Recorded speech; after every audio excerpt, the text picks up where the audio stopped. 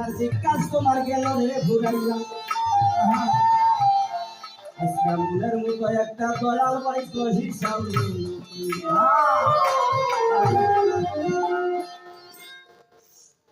তো একটা বিষয় কিন্তু মর্মান্তিকের মধ্যে আমার নিয়ে তারা করাইছে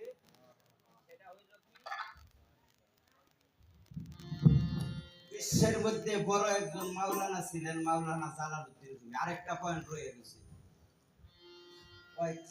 প্রথম সর্বপ্রথম দয়াল নবীর বাইসাল আমাদের মনে আছে কি এইটা জবাব করবো 1 মিনিটে তুমি চিন্তা করো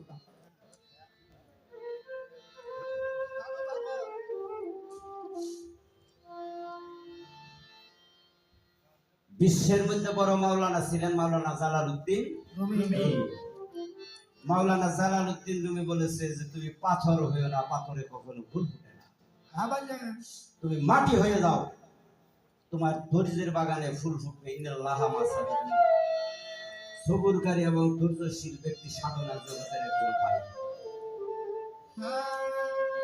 তো শ্রেষ্ঠ বিদ্বান ছিল কে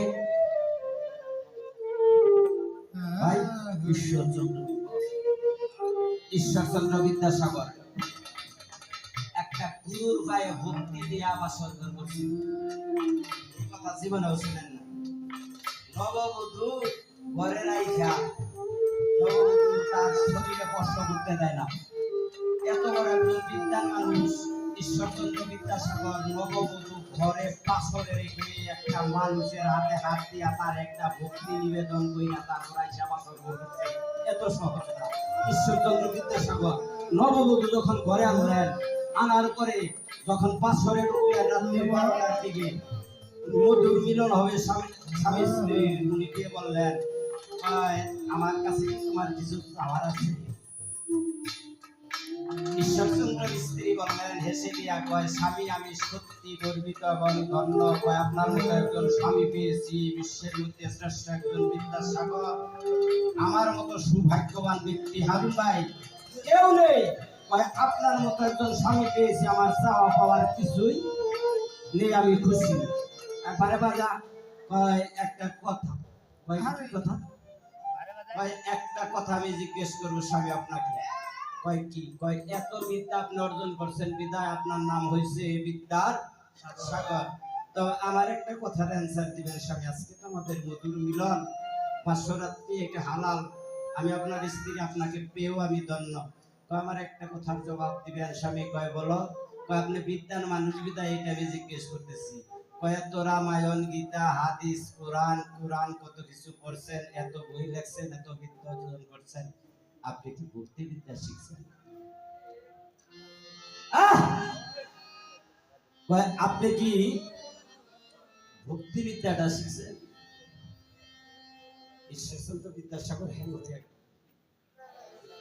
সালারে এত বিদ্যা অর্জন করছি আমার এটা কি জিজ্ঞেস করলো মাথায় হাত দিয়ে কয় আজকে নববধূ ঘরে আনছি এর সাথে তো মিথ্যা কথা বলা যাবে না তাইলে আমার জীবনটাই ব্যথা হতে পারে প্রথম দিন আমি যদি আমার স্ত্রীর সাথে মিথ্যা কথা বলি উনি আস্তে করে আলতু করে বললেন কয় না আমি ভক্তি বিদ্যাটা জানি না কয় আপনার কাছে আমার করজোড় দাবি কয় ঈশ্বরকে যদি পেতে চান স্রষ্টাকে যদি পেতে চান আমার সাথে যদি আপনার বাসর করতে চান আপনি আমার শরীরে স্পর্শ করার আগে আপনি ভক্তি বিদ্যা শিখে আসবেন আপনি ভক্তি বিদ্যাটা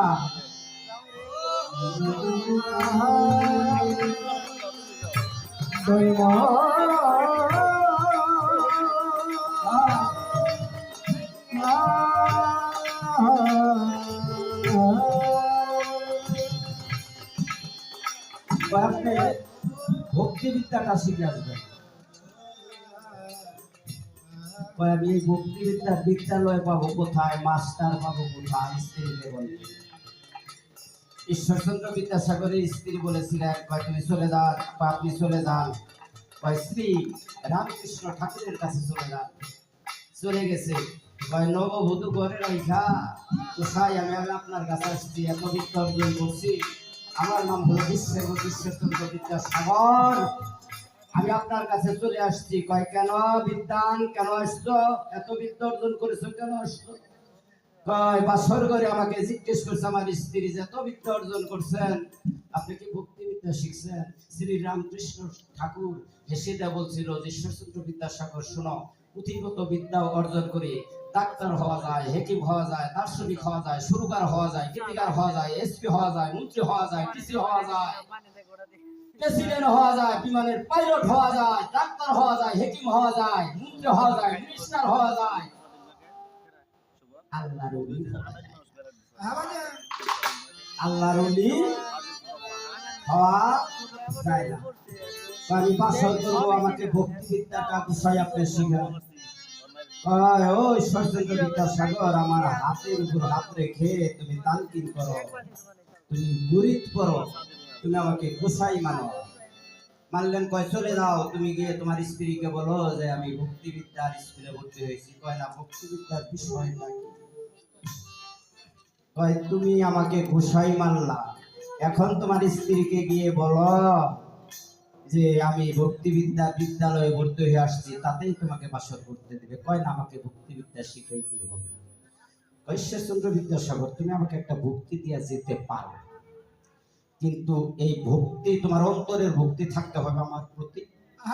আর এই বিদ্যাটা যদি তুমি সম্পূর্ণ সাকসেস হতে চাও, তোমার টাইম লাগবে। বলেছিলেন যে কতদিন? কয় 14 বছর। শ্রী রামকৃষ্ণ ঠাকুরকে একটা ভক্তি দিয়ে উনাকে কোথায় মেলে এত বড় একজন বিদ্বান মানুষ উনি স্ত্রীর বাসর করতে এসেছিলেন। আবার পুরো আদম সাজদা আল্লাহ পছন্দ। সূরা বাকারার মধ্যে আমার মাওলাই বলেছে, হে বান্দা, সকাল থেকে সন্ধ্যা পর্যন্ত যেদিকে তাকাবি সেদিকে তুই আমাকে দেখতে পাবি। ওই আমরা সকাল বেলায় উঠা তাইলে তাকাই আল্লাহ দেখি না, বামে তাকাই আল্লাহ দেখি না, সামনে তাকাই আল্লাহ দেখি না, পেছনে তাকাই আল্লাহ দেখি না, দেখা যায় না রে মুজিবর ভাই, দেখা যায় না।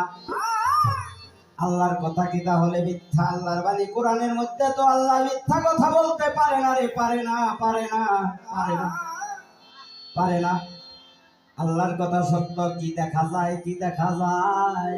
আল্লাহর সৃষ্টি মাজ্জাল ভাই, মানুষ দেখা যায়। তাই আল্লাহ বলেছে সূরা জারিয়াতে 21 নাম্বার আয়াতের মধ্যে বলেছে, ওয়া ফি আনফুসিকুম আফালা তুবসিরুন। আল্লাহ কইছে আমার উপরের দিকে তাকায়া থাকলেও পাবি না, ডাইনেও পাবি না, বামেও পাবি না।